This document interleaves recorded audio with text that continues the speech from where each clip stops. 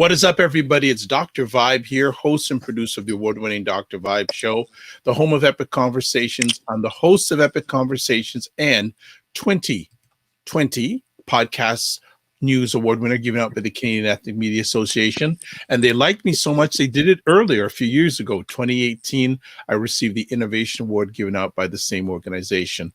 Also, once a month, I host the only online show in the world for fathers and dads that is sponsored by Dove Men Care.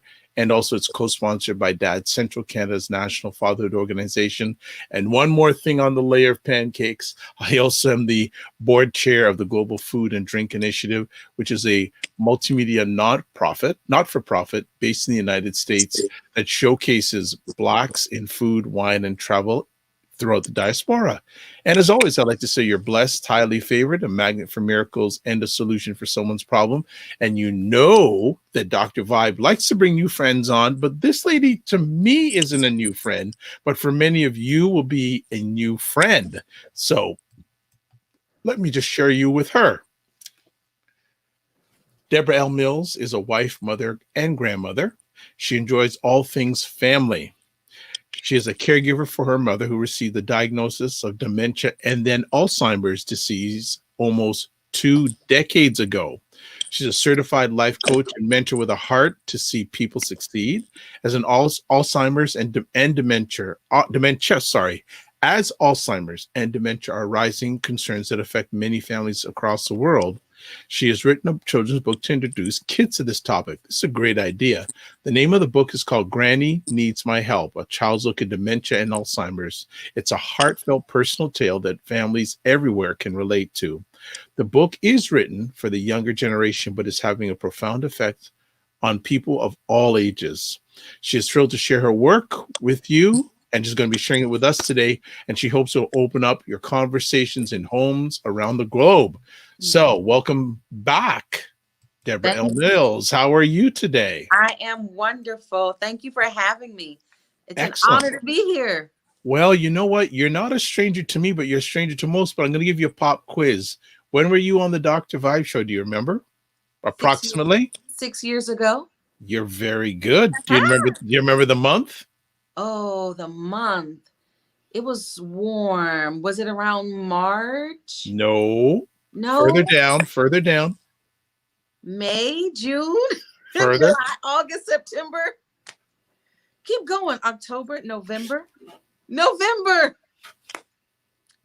6 years ago. No, December. No, January. No. You went too far. You went too far. All 12 months. But I told you to move. Okay.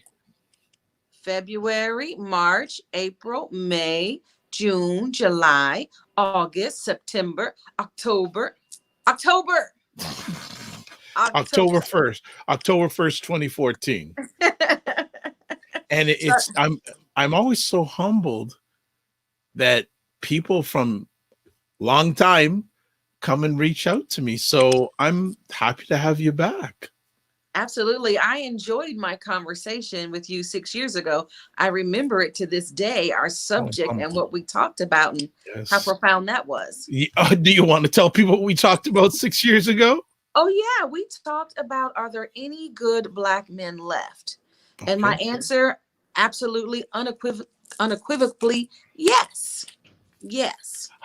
Yes. Someone has faith in us. It shouldn't even be a question. You know what? The answer, yes. If you're comfortable, we need to revisit that topic from your perspective. Absolutely. We will schedule that. I think it's a very applicable topic at all times, but especially now in the goings on in a lot of Black men's lives, directly or indirectly, since you were last on the platform. Yeah, the world has, well, I won't say the world has changed, but some things have come to surface that were already there, but now they're in the forefront. And so how do our men keep their confidence and not let this get them off track? You know who you are. Wow. Part 2's coming, folks. Get ready. And for those who are watching live, please put in the comments. We will share them with Deborah, and she will answer them to her best capabilities. But let's find out a little bit about you. There's, for a lot of my audience, it's the first time they're meeting you. Give a little history about yourself, born, grow up, life a little bit back in the past. Oh. Share whatever you'd like with our audience. Well, back in the past, so I am a native of Northern Virginia. I grew up in the United States in the Northern Virginia area, like 15 minutes outside of the DC area, 10 minutes from the Pentagon. I know that's something that most people can locate is the Pentagon. So I'm really close to the Pentagon. My mother worked there her whole life. So I grew up there. We never really went very far. My husband was military for a while, so we traveled a little bit, but through the times I've spoken to you last, I'm now a grandmother of 3. That's a big change for me. I love being Hold on. How many? 3. I have 3 grandbabies now. Hold on a second. It's only been like a little over 6 years since we chat. Like 3? Yes. Okay. Yes, 3 grandbabies and 1 granddog. Mm-hmm. I haven't heard that one in a while. Yes. Grand dog. Okay. You roll with it, Deborah. Keep on going. I'm enjoying the ride. So I love all of them dearly. And, it's amazing to me because as we were just speaking about Black men, is that I got married at a very young age. And that's also a statistic that most people say it's not going to work. But for us, it's 33 years later, and we've got 3 grown children. Hold on. I love celebrating success. So I just want to have a moment there of congratulations and thank you for being a great example of Black success. Oh, thank you. Continue on. Thank you. It'll be 34 years in a couple of months. And, it's just loving life. It's what you choose to focus on. It doesn't mean that every day is going to be great, but you have a choice of where you focus. I had somebody to ask me, how do you smile all the time? How are you always happy? And my answer is, I'm not. Let's just be honest. I'm not. Mm-hmm. But it depends on where you choose to place your focus. I wasn't happy when my mom was diagnosed with dementia, less happy when they didn't transfer that over to calling it Alzheimer's. But I get a choice of where I'm going to focus and how I'm going to deal with things. So that's pretty much me. So, Deborah, where do you get your foundation from? Because what you shared with me makes me feel that you have a solid core, solid foundation. Where do you get that from? Well, my foundation is definitely in God. I'm a God girl. I'm God's girl on, 24/7. I'm God's girl. I know he's not going to leave me nor forsake me. That's my faith and my grounding. And I also have a good family support. One thing about having kids young is that you're still fairly young and they're grown. So my children are a great support. And now 2 of my boys are married, so their wives are a good support. So we have a good family unit and support system. Great. I don't want to get off topic too much, but I think it's very important that you talk this now to our audience. What is different now with young couples compared to when, and I respectfully say, because there's 2 things my mother said, never talk to women about: age and weight. So I'm just going to say, when you were in their state back then, what is different and what is the same? I think if you really boil it down, it's pretty much the same because it's life. Whatever year you're born, whatever year you get married, it's life. And you have to figure out how to handle it. I think the thing is different is that as human beings, we give up on each other quickly.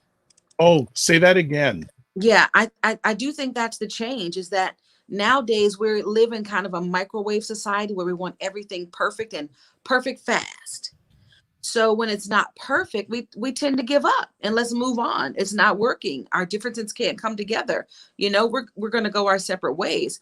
So I think life is still the same. Same challenges. When I got married, 33 years ago versus somebody that gets married today, you've got the challenge of kids. You've got the challenge of bills. You've got the challenge of 2 personalities coming together. All of that's the same, but we didn't give up on each other. It's not that it was easy. I was 19, my husband was 20. We had to learn and grow together. Wow. So it's not that it was easy, but we were determined that this doesn't have to be microwave. This has to be for longevity. You there's about four different conversation topics I need to bring you back for. Just in the first 10 minutes and 54 seconds, you're dropping knowledge bombs Mm. on this. There's so many different aspects. If you're having the time in future, I'd like you to come back and have conversations about marrying young, about the grandchildren, etc. And having that foundation. So with God being important in your life, who introduced God to you? Oh, my mama. That would be my mom. She was a wonderful Bible study teacher. Back in her day, they didn't let women teach so much, but she was afforded to teach Bible study, and she even taught Bible study at the Pentagon. She is a great woman. I don't want to say was, because my mother is still here. Mentally, she's not here, so was in that aspect. But my mom introduced me to God at a young age, and she'd sit me on the side of her bed, and we would pray together, and that was her answer for things. You talk to God about it, because I may not have the answer, but God does. That's wonderful. Wow. That's a great legacy. That's what it Absolutely. is, a legacy. All right. Well, you know what? Let's get into the book. Ah. But before we get into the book, I'd like you to give our audience your definition, Mhm. your lived definition indirectly of dementia and Alzheimer's. Because we could read in a book, Yeah. but you have been in that environment. Hmm. What is your definition of each one of those things? My lived definition, it's not in a book anywhere, and it may not be, orthodox, but my lived definition is a diagnosis that your brain is being affected in a way that causes you to almost live your life in reverse order. Whereas what you once learned, you're going back through those things chronologically. My mom has gone back from being, this high powered adult working at the Pentagon to she was discovering things new for the first time. I remember giving her ketchup and she was like, "Ooh, what's this? This is good." It was for her, it was the first time she had it, to her not remembering my name, to her, it's just a gradual going back in time process. That's what it has been in my case. And from dementia to Alzheimer's, it was if they waited a few years until this thing actually settled in to give it a name, because dementia is an umbrella term. So under dementia is Alzheimer's, is um, not Lou Gehrig's disease. Oh, it's escaping my mind at the moment, but it'll come back to me. But dementia is an umbrella term with many different conditions falling underneath it. So it's just a slow walk backwards. Is a easy definition for Alzheimer's and dementia. Thank you for sharing that. That's definitely a workable definition and a livable definition of both those things. When did those things start becoming part of your existence or Oh, your family's existence? If it's comfortable for you to share that. absolutely. It's been almost 20 years now. It was around 2005 that my mom was actually diagnosed. But before that, there's time that takes place. There's little things that occur that you just think the person is, it's just normal. She's forgetting a lot, no big deal. And it was really the condition, the onset of the condition, and we didn't realize it. But the greater those things and the more they begin to occur, it's like, let's go to the doctor and get this checked out. And then you have a formal diagnosis. So it's been close to 20 years. That's incredible. How was the initial reaction from your mother and your family? I don't think my mom fully understood what was going on. Um, that's there's nothing good about Alzheimer's. Let me just say that. If I had to pick out one joyful caveat, is that she doesn't recognize the condition that she's in. So my mom wasn't remorseful or sad. At first she may have had like a few moments of question. Like, can they just give me some medicine for this? What's going on? Well, can you take me back to the doctor so I can ask him some questions? So I don't think she had a full understanding of the terminology at that point. Um, so if there's been any blessing, is that because my mom was a very prideful person. Everything had to be just and so and all together. And so if there's any good thing, it's that she does not recognize how life is for her right now. That's interesting. Very, very interesting. So, and the family reaction initially. The family, I think it was the same thing because nobody really talks to you about this subject. You Hmm. don't know what you're in for down the road. Even the doctors, to me, don't give a clear picture of what life is really going to be like. They may say it's hard, you're going to see changes, she'll digress, but that's not a good face of reality on, what's actually happening. Even still today, I just want answers. Give me an answer. And they're not able to provide it because the disease is so different in each category, in each case. Some similarities, but things are different. So they can't give you definites. So, are you saying that you've had a lack of support and or clarity during this journey from the medical end? No, I wouldn't call it a lack of support. I believe they are trying their best, Right. but their knowledge is limited. I mean, they're practicing medicine, and we use that terminology for a reason. So it's no insult to the medical profession. It just sort of is what it is. Whereas, say, one person's loved one, they may have only lived 8 years with this disease. I have a friend who her husband had early onset. He didn't live very many years at all. Oh, And he's about the same age as me. Whereas my mom is going to be going into year 20 soon. They'll tell you, let me just interrupt there. Is that common yeah, for yeah, that long? yes. It's like there's no real common.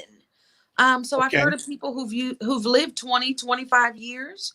I've heard of people who've only lived 8 years. Um, so that's why the doctors aren't able to pinpoint what your situation is going to look like. Right. Understood. Understood. I want to ask, I don't know if I'm going to, I'll put it out now. How much of this is discussed in the African American Mhm. community? My experience, and of course, my experience is not all there is. So I can just talk from my vantage point, and it's not discussed a lot. And I think because as a child, I learned from my mom that when there was some like a mental issue going on, they sort of hid it. They didn't bring it out to the open and, discuss it and have conversations about it. They kind of hid what was going on because there was a stigma associated with something mental. And Alzheimer's, it is a, it's a mental issue. Hmm. And there was an In embarrassment. If I can Yeah, say that, there was an go ahead. embarrassment that went along with it, that you were embarrassed by the way the person acted. They used the bathroom on the floor. How embarrassing. They took their clothes off when they weren't supposed to. That's embarrassing. And I have figured out and learned that embarrassment is a choice. And you cannot be embarrassed about everything that happens. You'll drive yourself crazy. But years ago, in my mom's era, having a mental issue was an embarrassment and it wasn't talked about. Hmm. Were you experiencing that in the early days within your community? Um, I think that I am pretty open and vocal, and I would open up the conversation. And I think once people realized that I wasn't embarrassed, that it was okay to talk about. I didn't put a shame, I didn't attach shame to it.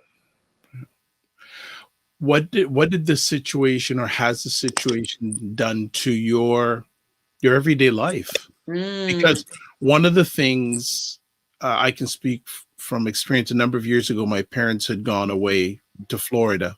And for the people who are here, I live in Toronto, so it's a little bit of a plane ride. mhm. And I had a grand aunt that was not doing well. And they took her to the hospital. I got a call from the doctor at the hospital while I was at work saying, your granddad isn't doing well. You may want to come and check in with her. And I said, okay, no problem. And I said, well, my parents are in Florida. And he said, well, she ain't going to make it another 24 hours. Wow.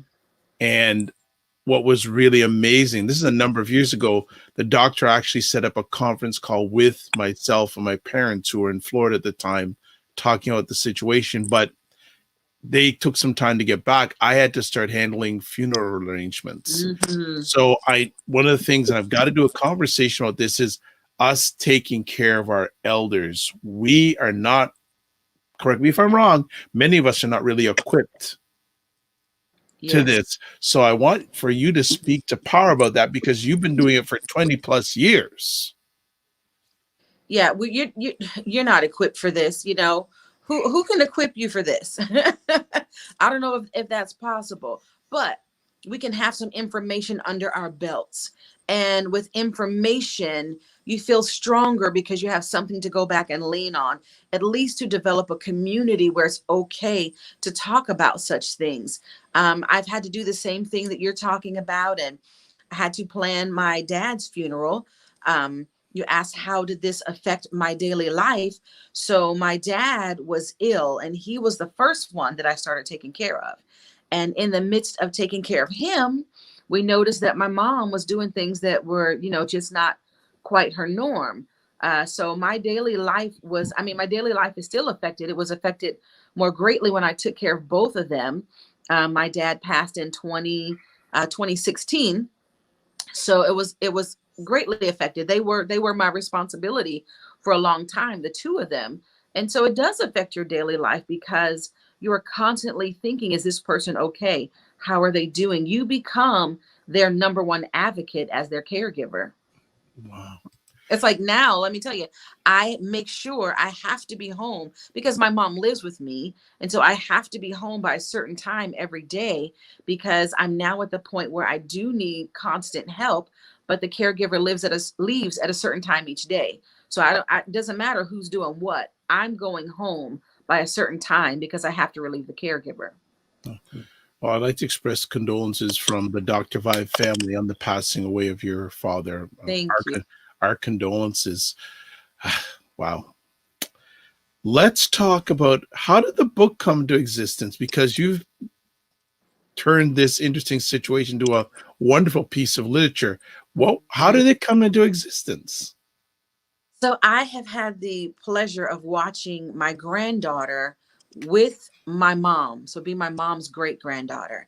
And it's like the sweetest thing to watch.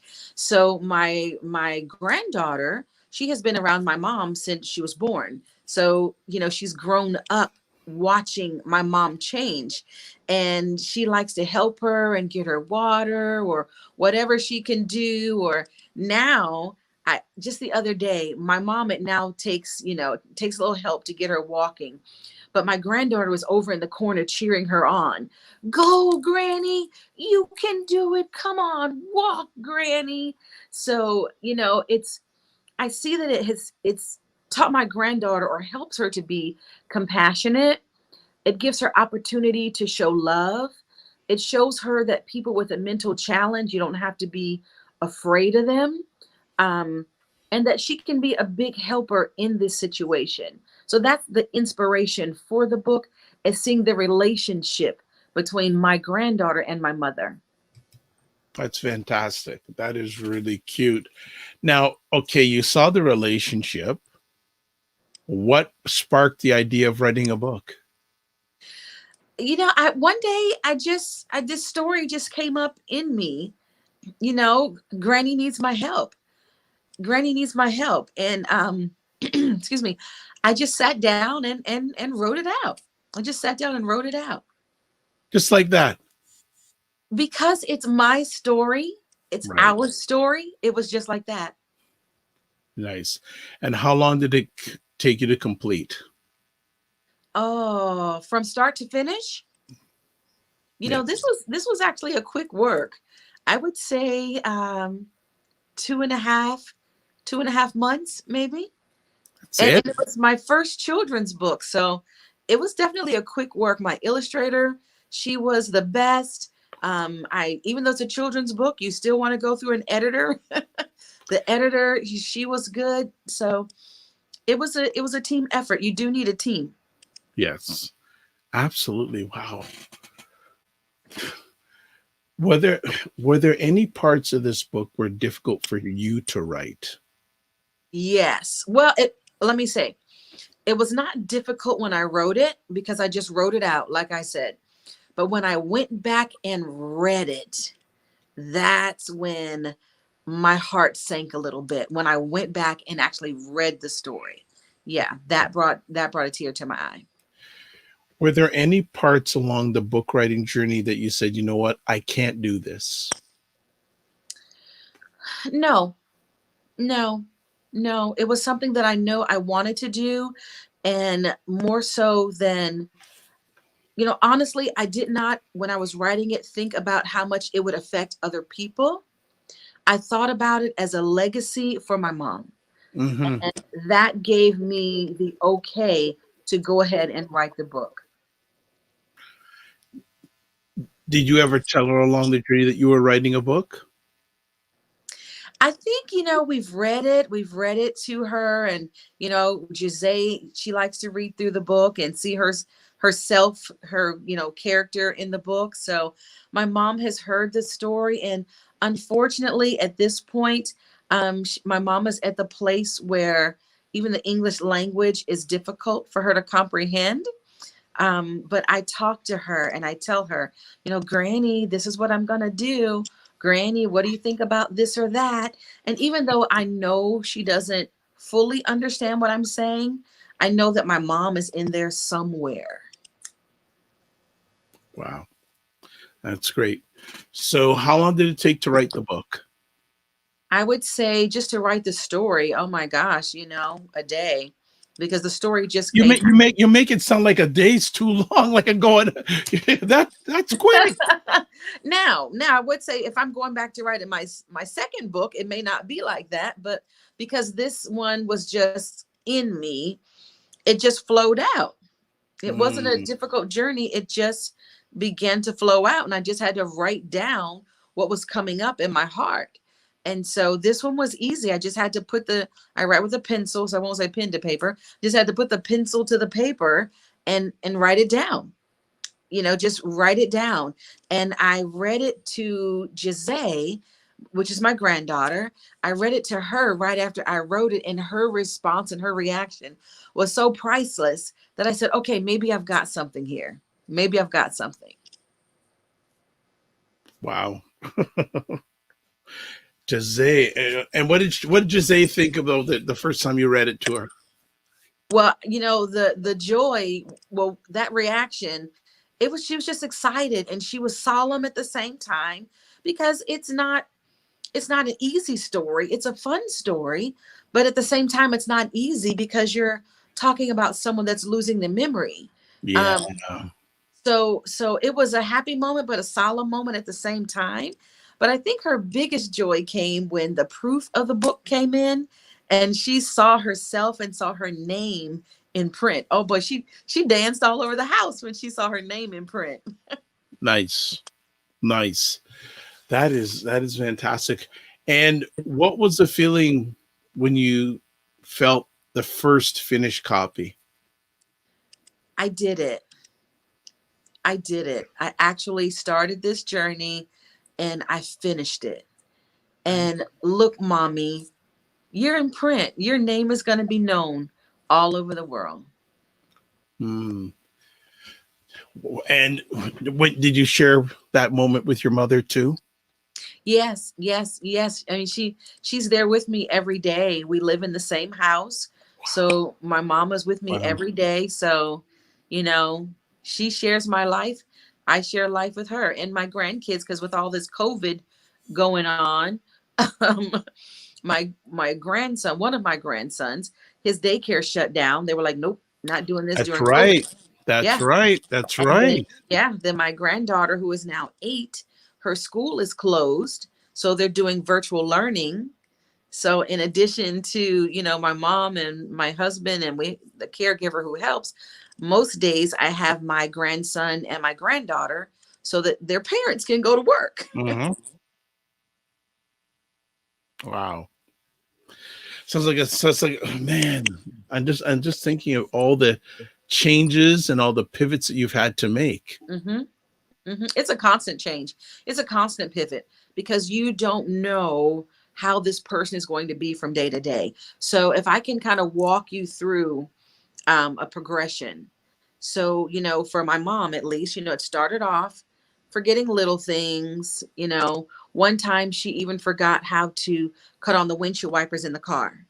She was driving, but she knew enough to pull the car over, take out the manual, and read it. What does it say do?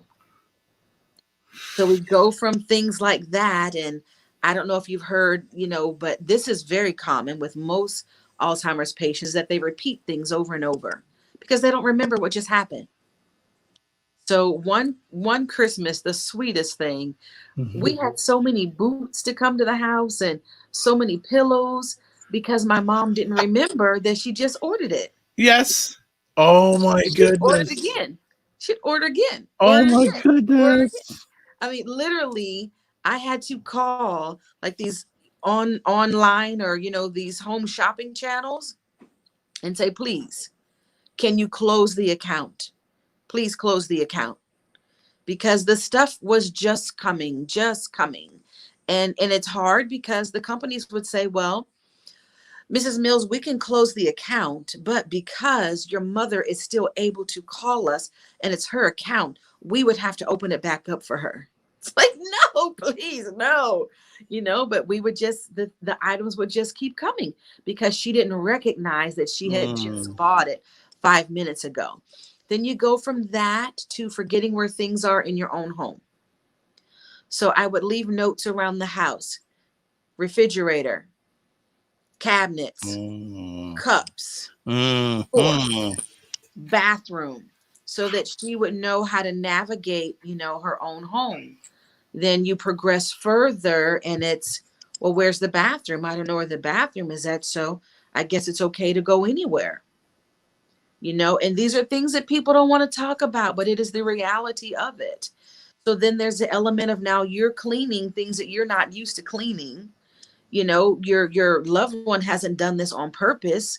They don't know. They don't know that they've done something that wasn't correct. You don't fuss at them or scold them. You don't try to teach them because they're not learning. I did have that where people would try to teach my mom things. That's not a part of Alzheimer's.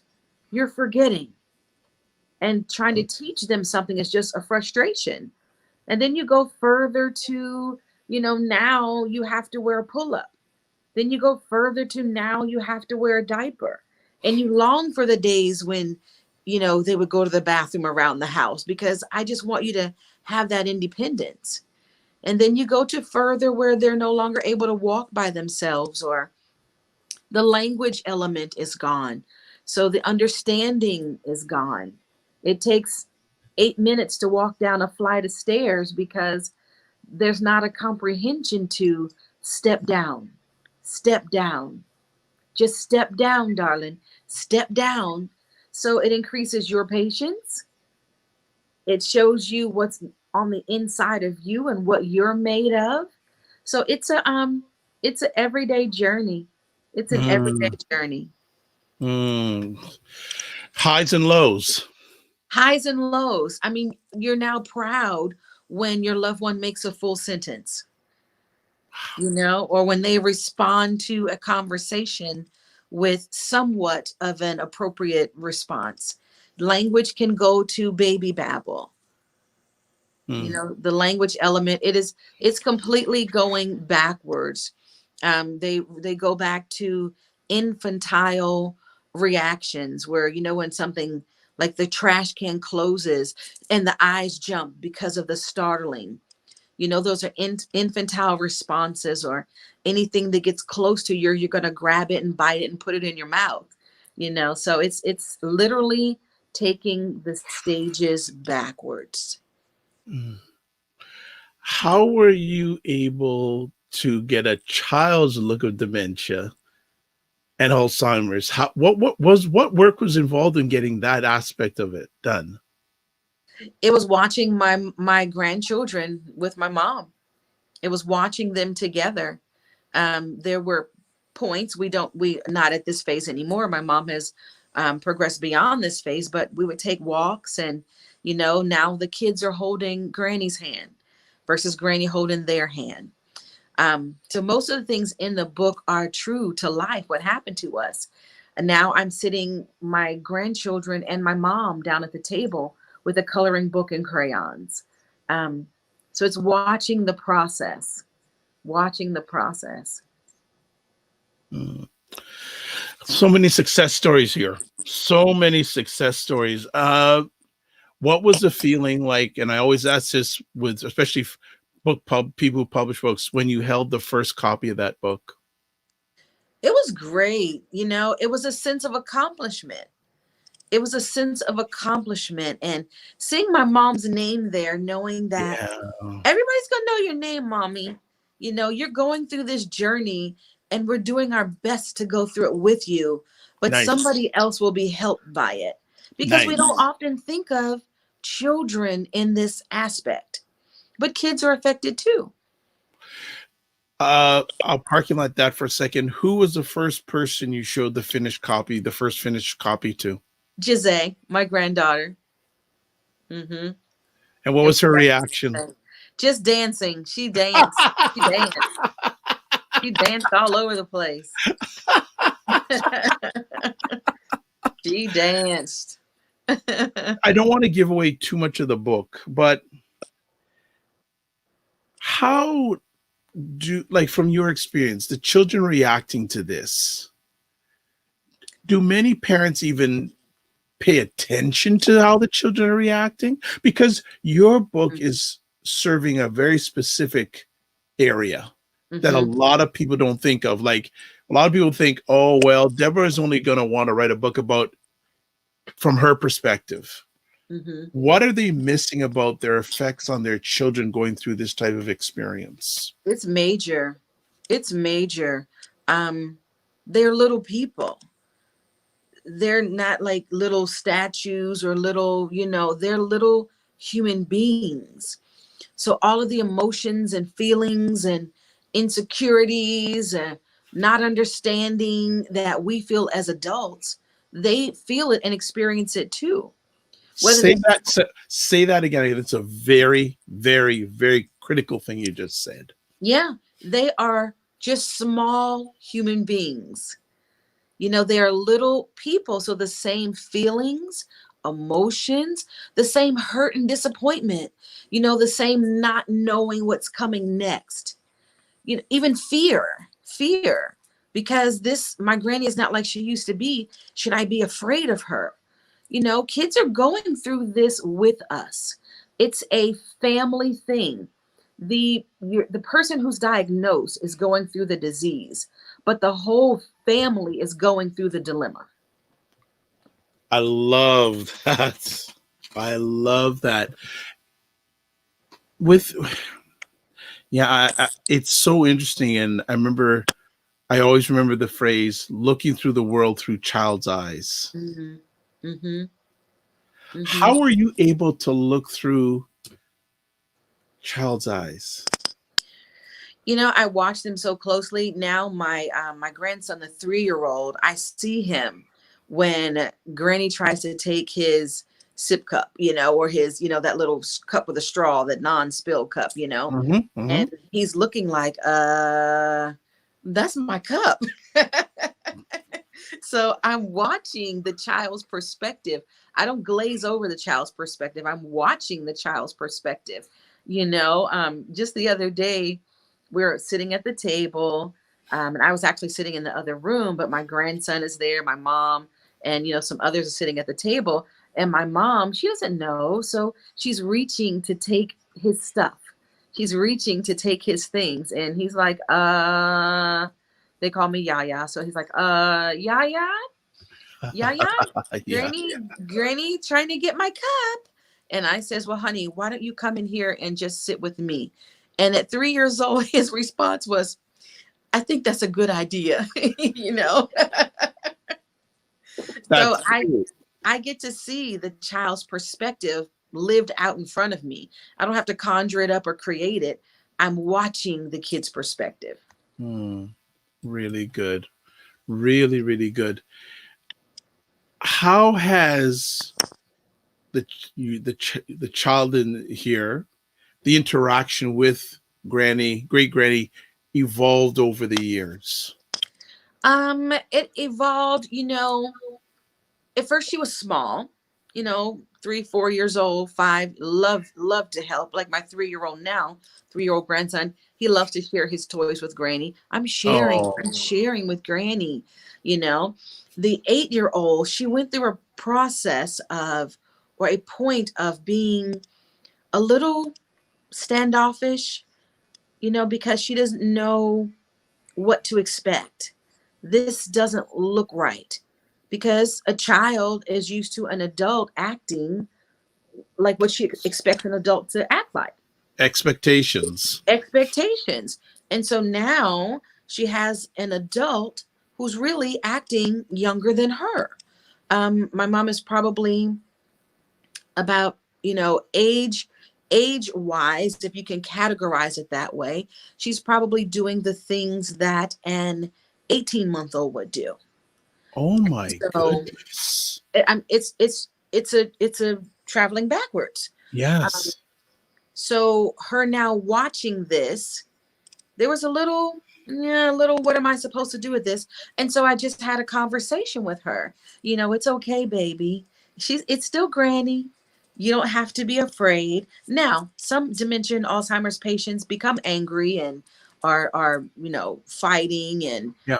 that can be an aspect of it, but that's not my mom. My mom is still very mild mannered, very loving. So it's just a conversation. Sweetie, you don't have to be afraid. It's okay. But if there's ever something that you don't want to do, that's okay too. You tell me. Just treating her the way I would want to be treated as a human being, not as an adult, but just as a human being. One of the things I'm very passionate about is intergenerational communication. Hmm. And this is so wonderful because this is young generation, then there's yourself, and then there's, so it's great grand communicating with great grandchild. It's like, when you watch this, how do you feel? I'm honored, I'm honored just to have grown to this point. I often look at our family now and I think, wow, God, you took two, this little young boy and girl, 19 and 20 years old, and you have grown us to 13. And I count my mom in that number. So when I'm looking at the interactions and I'm looking at the things that are going on, one, it's showing me the life cycle and what is possible, what can happen.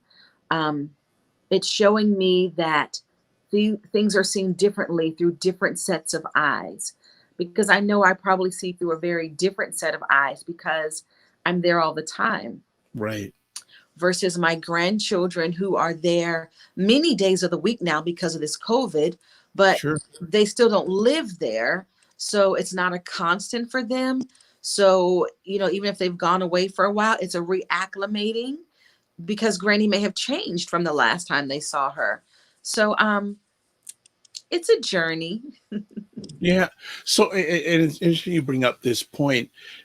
How has the pandemic affected the communication between child and granny? Because I'm not going to make any assumptions here. So you tell us, how's that affected the communication and the relationship?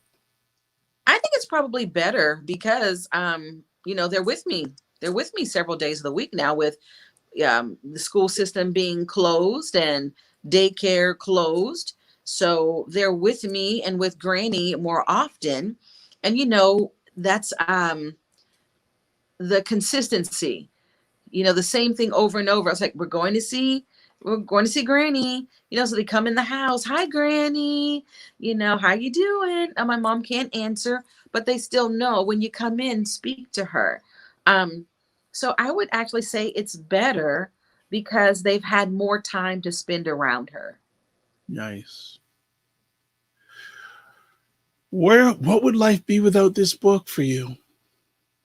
Oh, what would life be without this book? I think it would feel like something is unfinished, because since it was so strong in me to do, it was something that I know I needed to accomplish. So Right. without this book, I think there would be a hole or a longing saying, hey, you don't have it done yet. Hey, let's get it done. You don't have it done yet.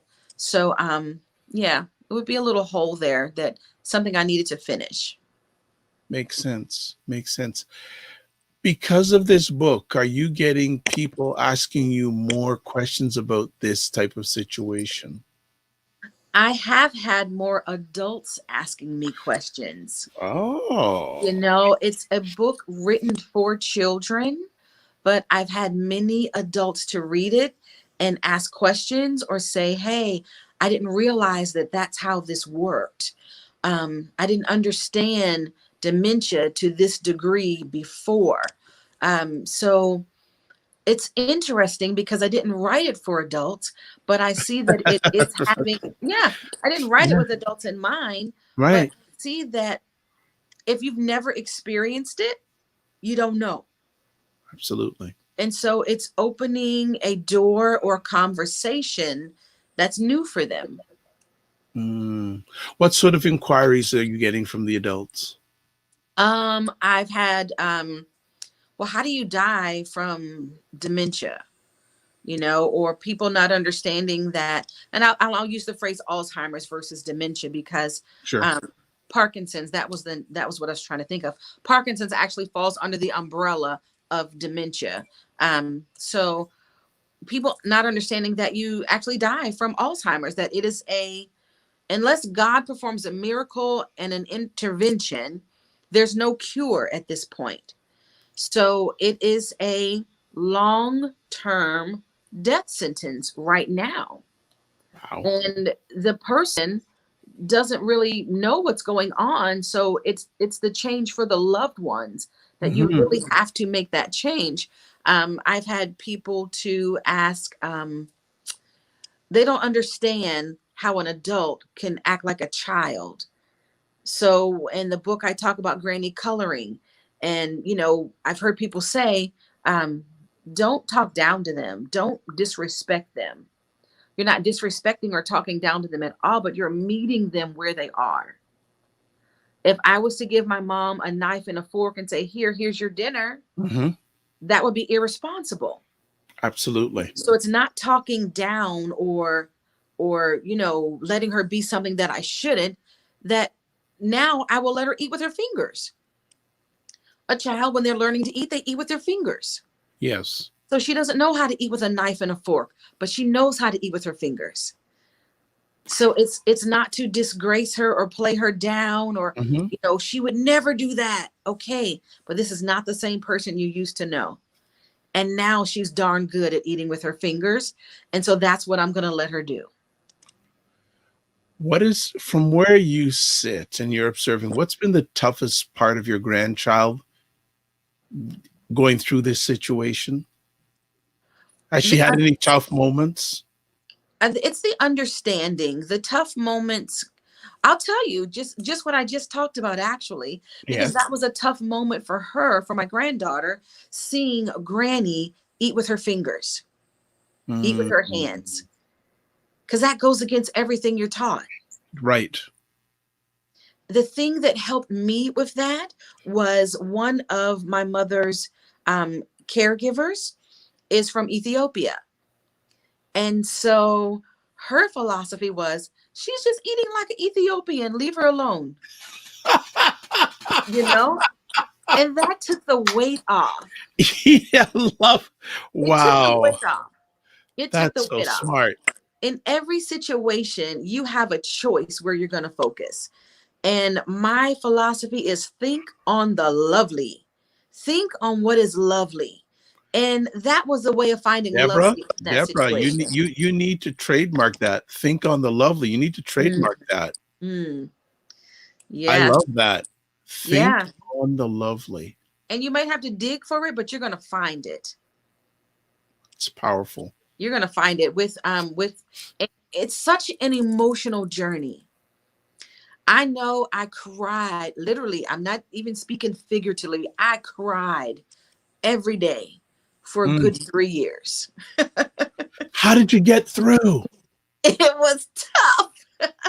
I could imagine, but how did you get through? Because you must have had some serious lows. Oh yeah. Oh yeah. Like I said, it's lying to say that every day somebody is happy. No, life happens to us all. And those tough days were when I had my dad in one hospital bed and my mother not knowing what's going on. So the Mm. Alzheimer's was really kicking in for her. And my dad had had major strokes. So he was left bedridden for 10 years before he passed. And so I'm taking care of both of them, you know? And And I you are literally, strong.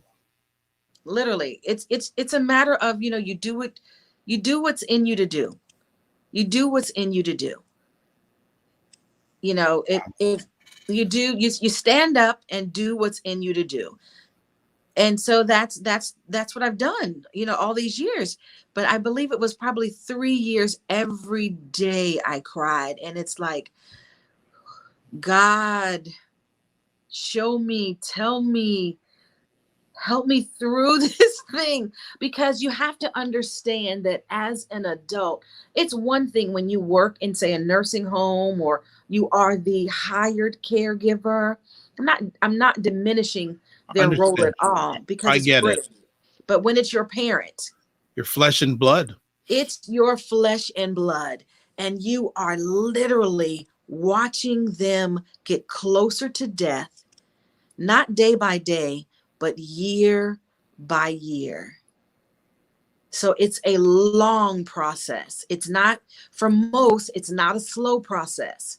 It's a long process. So I mean, come on, you're talking about 365 days in a year, 365 days in a year, 300, here we go again.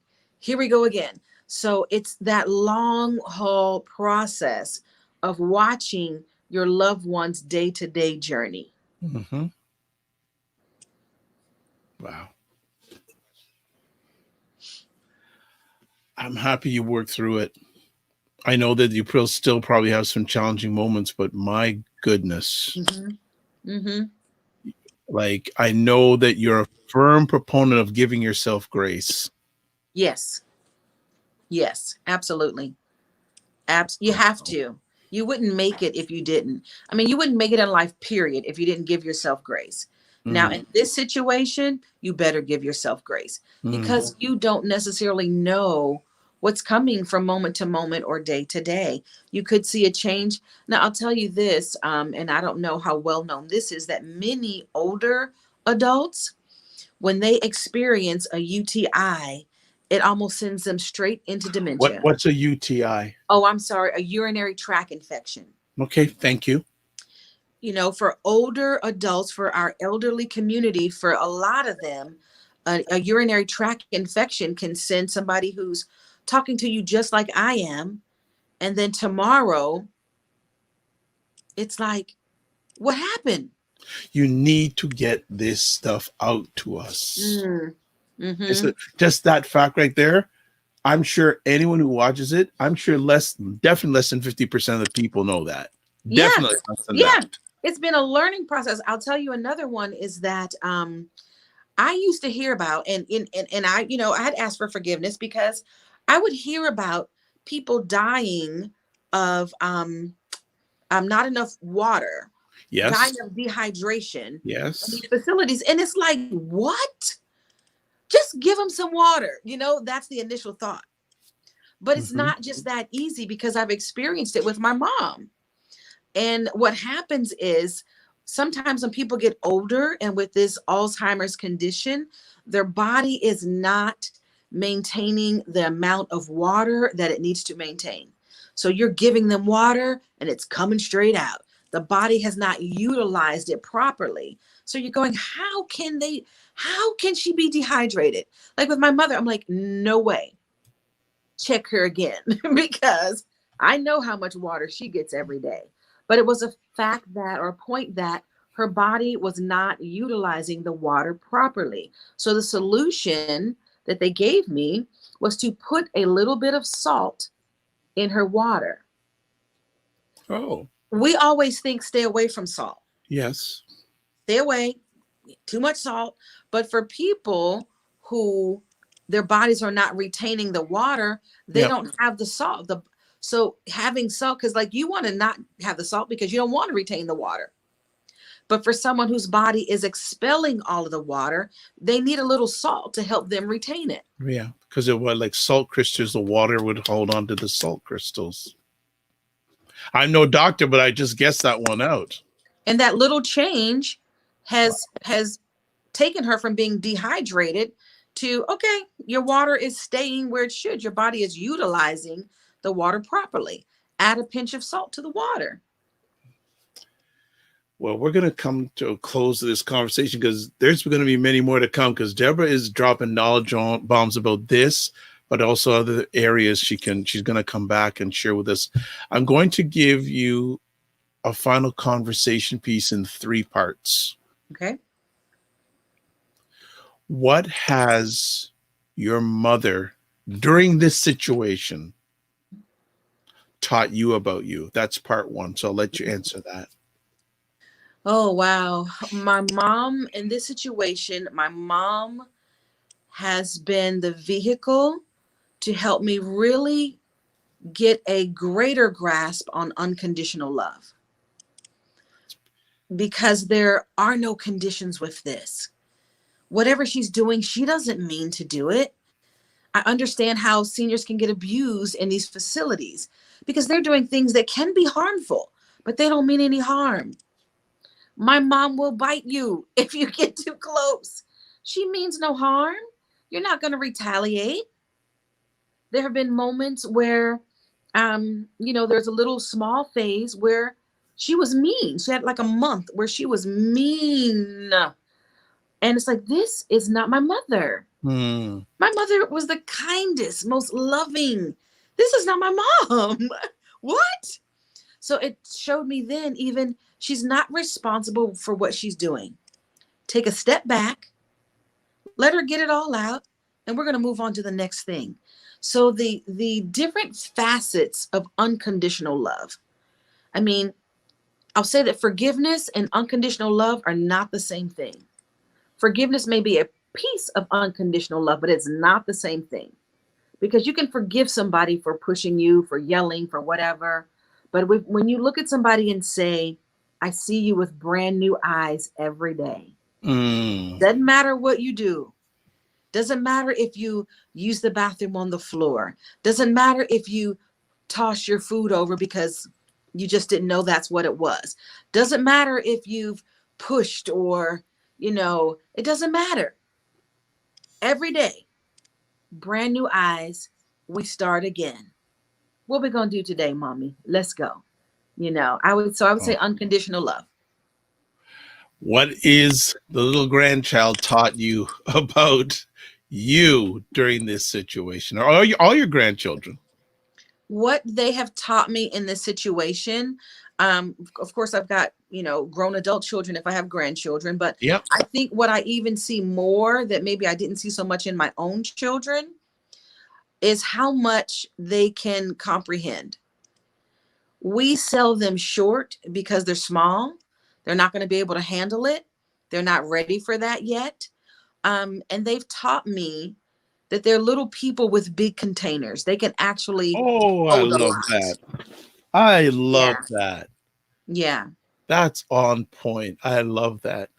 And then finally, what has the book taught you about you? The book has taught me about me, how quickly I can accomplish something, because it was a quick work. It's taught me that I actually like this writing thing. So I've written a couple of more books to come. Good. Good for Um, you. it's taught me that even in the midst of adversity, because even though I make the best of it, it is adversity because this is not the life that I would choose for my mom. But it's taught me that even in the midst of adversity, even in the midst of my life changing, I Mhm. can find something new. Wow. Deborah, you hit it out of the park. Yay. Fantastic. People, definitely, we're going to have her back because she has so much love to offer. If you want to find out more about her, here's her Instagram. If you're watching this, her Instagram, and I'll say for people who are listening to it on a replay, is Deborah L Mills. That's DeborahLMills on Instagram.